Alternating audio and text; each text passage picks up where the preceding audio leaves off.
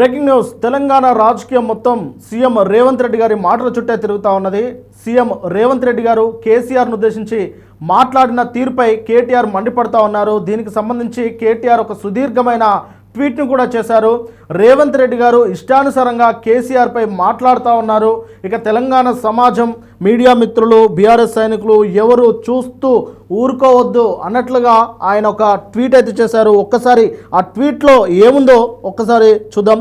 తెలంగాణ సోదర సోదరీమణులారా, కోట్లాది మంది ఆశల రూపమైన గులాబీ సైనికులారా, నిజాన్ని నిర్భయంగా చాటే మీడియా మిత్రులారా అంటూ ఆయన ట్వీట్ను రాసుకొచ్చారు. ఇవాళ తెలంగాణ గడ్డపై ఒక వికృతమైన రాజకీయ క్రీడ జరుగుతుంది. 14 ఏళ్ల సుదీర్ఘ పోరాటంలో ఢిల్లీ పీఠాన్ని గడగడలాడించి మన స్వరాష్ట్ర స్వప్నాన్ని సాకారం చేసిన నాయకుడు కేసీఆర్ ఒక తండ్రిలా ఒక రాష్ట్రాన్ని హక్కున చేర్చుకొని పడావు పడ్డ తెలంగాణను ప్రగతి బాటలో నడిపించిన మహోన్నత శిల్పి కేసీఆర్. ఆయన ఎప్పుడు బిరుదుల కోసం పాకులాడలేదు, సన్మానాల కోసం తప్పించలేదు. ఎందుకంటే తెలంగాణ ప్రజల శ్రేయస్సు, సంక్షేమమే ఆయనకు నిజమైన సన్మానం, సత్కారం. ఉద్యమ సారథిగా 14 ఏళ్లు చారిత్రాత్మక పోరాటం చేసిన తొలి ముఖ్యమంత్రిగా తెలంగాణ పల్లె పల్లెలను పచ్చగా చేసిన ఆయన గుండె చప్పుడు అనుక్షణం తెలంగాణనే. కానీ నేడు అధికారం చేతిలో ఉందనే అహంకారంతో తన వైఫల్యాలను, తన ప్రభుత్వ అవినీతిని కప్పిపుచ్చుకోవడానికి ముఖ్యమంత్రి రేవంత్ రెడ్డి కేసీఆర్ మీద, ఆయన వ్యక్తిత్వం మీద విషం చిమ్ముతున్నాడు. ఇది కేవలం ఒక వ్యక్తి మీద దాడి కాదు, తెలంగాణ పోరాట చరిత్ర మీద జరుగుతున్న దాడి అంటూ ఆయన ట్వీట్ చేశారు. అలాగే రాసుకొస్తూ, రేవంత్ రెడ్డి తిట్ల ట్రాప్లో పడకండి. మున్సిపల్ ఎన్నికల సందర్భంగా చర్చ జరగాల్సింది మన వార్డుల్లో మౌలిక వసతుల మీద, రోడ్ల మీద, డ్రైనేజీల మీద, ఇంటింటికి అందాల్సిన పథకాల మీద. కానీ రేవంత్ రెడ్డి తెలివిగా తన బూతు పురాణంతో అసలు చర్చను పక్కదోవ పట్టిస్తున్నాడు. ఈ విషపు వలలో మనం పడకూడదు. మన చర్చ, మన నిలదీత కేవలం ప్రజల కన్నీటి మీదనే ఉండాలి. ఒక్కటంటే ఒక్కటి కూడా పూర్తిగా అమలు కాని 6 గ్యారంటీల గురించి నిలదీయండి. ఆ నమ్మక ద్రోహం మీద యుద్ధంలా చర్చను మార్చండి అంటూ ఆయన రాసుకొచ్చారు. అలాగే ఎరువుల కోసం క్యూ లైన్లలో పడరాని పాటలు పడిన అన్నదాతల ఆవేదన గురించి, రైతు భరోసా అందక ప్రైవేటు వడ్డీ వ్యాపారుల కోరల్లో చిక్కుకున్న రైతున్నల కష్టాల గురించి అడగండి.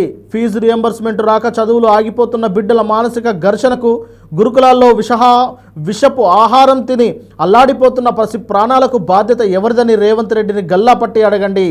రిటైర్మెంట్ బెనిఫిట్స్ రాక ఆఫీసుల చుట్టూ తిరుగుతున్న వృద్ధుల మనోవేదనకు, డిఏలు లేక పీఆర్పీ ఊసే లేక నలిగిపోతున్న ఉద్యోగుల ఘర్షణకు గొంతుకగా మీరు నిలవండి. సింగరేణి బొగ్గు స్కామ్, విద్యుత్ కుంభకోణాల వెనుక ఉన్న అసలు దొంగలెవరో ఇంటింటికి వెళ్ళి వివరించండి.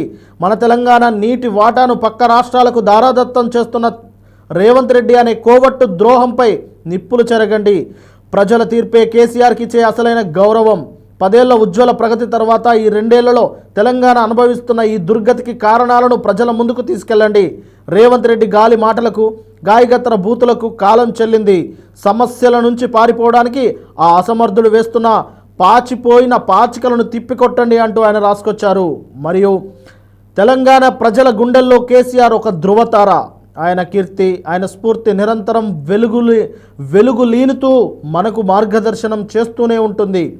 తెలంగాణ బిడ్డలారా, చీకటి ఉన్నంతకాలం అబద్ధం ఆటలాడుతుంది. కానీ సూర్యోదయం రాగానే తోక ముడిచి పారిపోతుంది. తెలంగాణకు ఇది గ్రహణ కాలం. రేవంత్ అనే రాహువు తెలంగాణను కబలిస్తున్న కాలం. ఇప్పుడు రాష్ట్ర ప్రజలను రక్షించుకోవాల్సిన బాధ్యత మన భుజ స్కంధాలపై ఉంది. రేవంత్ రెడ్డి అసమర్థ పాలనపై, ఆయన చేస్తున్న ద్రోహంపై ఈ మున్సిపల్ ఎన్నికల్లో ప్రశ్నలను పిడుగుల్లా కురిపిద్దాం అంటూ ఆయన ట్వీట్ చేశారు. అలాగే మన దృష్టిని ప్రజల సమస్యల మీదనే ఉంచుదాం. మనకు ప్రాణ సమానమైన తెలంగాణను, ప్రజాస్వామ్యాన్ని కంటికి రెప్పలా కాపాడుకుందాం అంటూ ఆయన ట్వీట్ చేశారు. మొత్తం మీద ఈ ట్వీట్ సారాంశం చాలా క్లియర్గా అర్థమవుతా ఉన్నది. రేవంత్ రెడ్డి గారు చాలా స్ట్రాటజిక్గా, చాలా వ్యూహాత్మకంగా ఆయన కేసీఆర్ను టార్గెట్ చేస్తూ, బూతులు తిడుతూ, అసలు సమస్యను పక్కదారి పట్టించి, అంటే మొత్తం చర్చ ఇంత కేవలం ఆయన తిట్ల మీద, ఆయన బూతుల మీద ఉండేలా ఆయన జాగ్రత్త పడతా ఉన్నారు. ఆయన స్ట్రాటజిక్గా ముందుకు వెళ్తూ ఉన్నారు. అది కాదు మనం చూడాల్సింది. వారు కాంగ్రెస్ ప్రభుత్వం ఏదైతే అమలు కాని పనులను, ఇచ్చిన హామీలను, అలవి కాని హామీలు ఇచ్చిన వాటిని కడగాలి అని చెప్పేసి రేవంత్ రెడ్డి గారికి రేవంత్ రెడ్డి గారు చేస్తున్న ఈ విధానాన్ని అడగాలి అంటూ కేటీఆర్ అయితే పిలుపునిచ్చారు. మొత్తానికి కేటీఆర్ ఇన్నాళ్లకు ఒక అంటే ఆ ముఖ్యమంత్రి గారు మాట్లాడుతున్న మాటలను ప్రతిఘటించడం, తిరిగి మాట్లాడము అనేది ఇంతవరకు దాకా చేశారు. మరి ఇప్పుడు ఆయనకు కూడా ఒక రియలైజేషన్ వచ్చిందేమో అనిపిస్తుంది ఈ ట్వీట్ను చూస్తూ ఉంటే. రేవంత్ రెడ్డి గారు చాలా వ్యూహాత్మకంగా డైవర్షన్ పాలిటిక్స్ చేస్తూ ఉన్నారని మనం గతం నుంచి కూడా ఓల్గా టైమ్స్లో కూడా చెబుతూ ఉన్నాము.